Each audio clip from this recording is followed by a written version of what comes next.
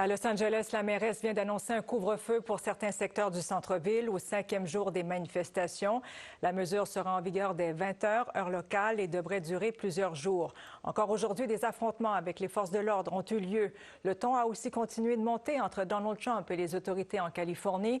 Le président américain a déclaré que la garde nationale resterait jusqu'à ce qu'il n'y ait plus de danger. On retrouve sur place Jean-Sébastien. Donc, Jean-Sébastien, il y a encore de la tension dans l'air ce soir. Oui, et à 2 heures d'avis, je peux vous dire qu'il y en a qui vont être surpris de ce couvre-feu parce que je me trouve au centre-ville actuellement.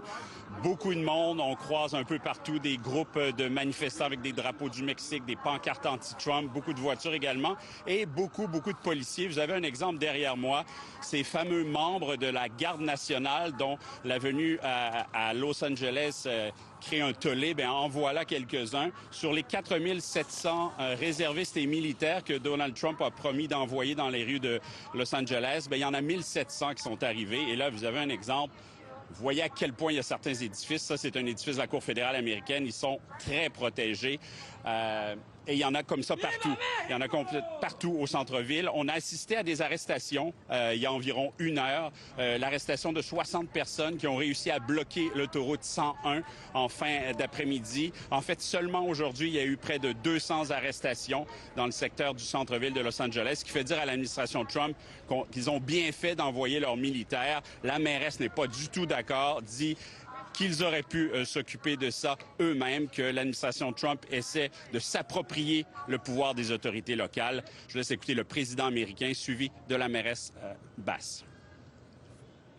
People that burn the American flag should go to jail for 1 year. In Los Angeles, the governor of California, the mayor of Los Angeles,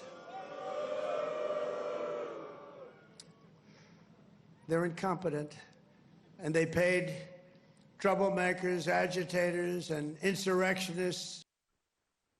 If you want to know what the National Guard is doing, drive by the federal building. They are stationary at the federal building, protecting the building. They are not out doing crowd control or anything like that. So I don't know how he could say that the National Guard is who saved the day. Who saved the day are our local law enforcement agencies.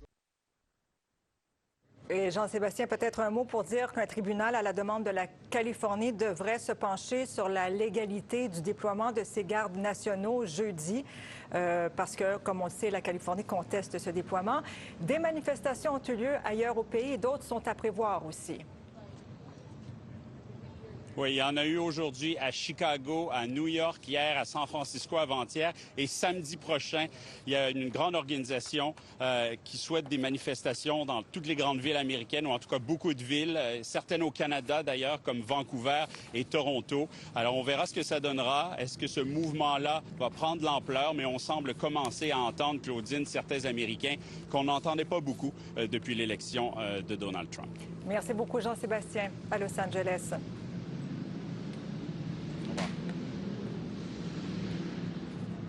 Et avec moi en studio, Charles-Philippe David, président de l'Observatoire sur les États-Unis de la chaire Raoul Dandurand. Bonsoir, Charles-Philippe. Bonsoir, Claudine. Beaucoup de choses à dire ce soir. Peut-être revenir sur le fait que Donald Trump a dit que les gardes nationaux pourraient être là une bonne partie de l'été. Il parle même de 60 jours. Le ton a monté entre lui et les autorités californiennes. Il a même dit aujourd'hui qu'il n'excluait pas d'invoquer la loi sur l'insurrection. Tout à fait. Donc, que cherche-t-il à faire? Pourquoi agit-il aussi rapidement et avec autant de force? Bon, il y a 2 raisons, je pense. La première, c'est un abus de pouvoir. C'est une volonté d'exercer le pouvoir présidentiel, d'autant que depuis la décision de la Cour suprême du 1er juillet 2024, il se sent investi dans ses fonctions d'une immunité totale pour prendre les décisions qu'il peut prendre.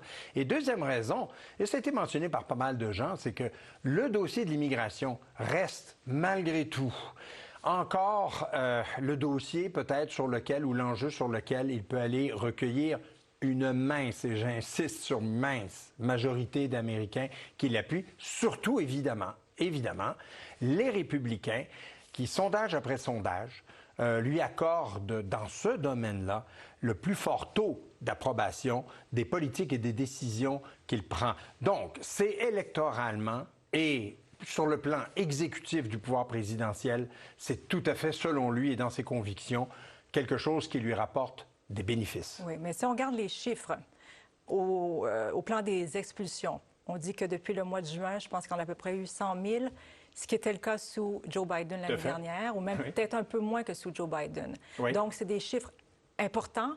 Pourquoi c'est différent cette fois-ci? Pourquoi ça provoque autant? C'est parce que c'est à cause de la façon dont c'est fait? Ah ben ça c'est certain, mais attendez, on va revenir en arrière. Oui. Déjà fin mai, il y a eu une réunion très importante entre Stephen Miller.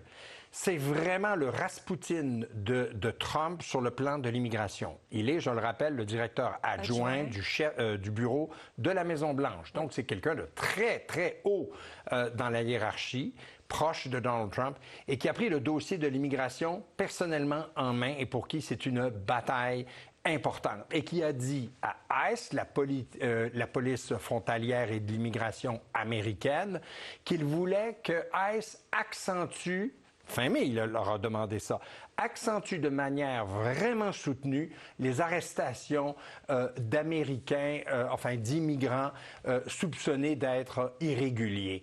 Ça nous a donc mené, depuis la fin mai, à pas juste ce qui se passe à Los Angeles. On en a parlé, par exemple, à Martha's Vineyard. On a parlé là, du Missouri depuis hier. Vous allez voir se démultiplier ce nombre d'événements un peu partout parce qu'il y a une pression politique, Claudine, pour utiliser la police frontalière à des fins politiques. D'ailleurs, il a dit aujourd'hui qu'il y aurait d'autres opérations ailleurs au pays qui va utiliser la force, encore une fois. Tout à fait. C'est très, très, très dangereux parce que c'est peut-être là aussi un abus de pouvoir. Oui. Et bon, en fait, moi, je pense que c'est certainement un abus de pouvoir, je me corrige. Et je pense que le gouverneur Gavin Newsom et la mairesse de Los Angeles, déjà, vous avez vu, contestent complètement ces décisions-là. Et je reviens en arrière, vous avez dit invoquer la loi de l'insurrection de 1807. Écoutez, c'est très grave d'invoquer cette loi-là parce que c'est de dire ce qui se passe à Los Angeles, c'est l'équivalent d'une insurrection et ça justifie l'envoi et l'emploi de l'armée en situation civile et intérieure aux États-Unis en appui à ICE. Je comprends qu'ils protègent les buildings fédéraux, mais il reste quand même que c'est un déploiement très significatif sur le plan symbolique. En terminant, Charles-Philippe, il y aura un grand événement samedi, 14 juin, parade militaire organisée par Donald Trump qu'il veut flamboyante. Il a choisi la date, 14 juin, la date de son anniversaire. Des manifestations sont organisées pour protester contre ce défilé.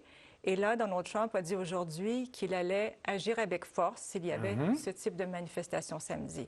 Donc, à quoi peut-on s'attendre? Je ne suis pas surpris. En un mot comme en 10, c'est l'escalade.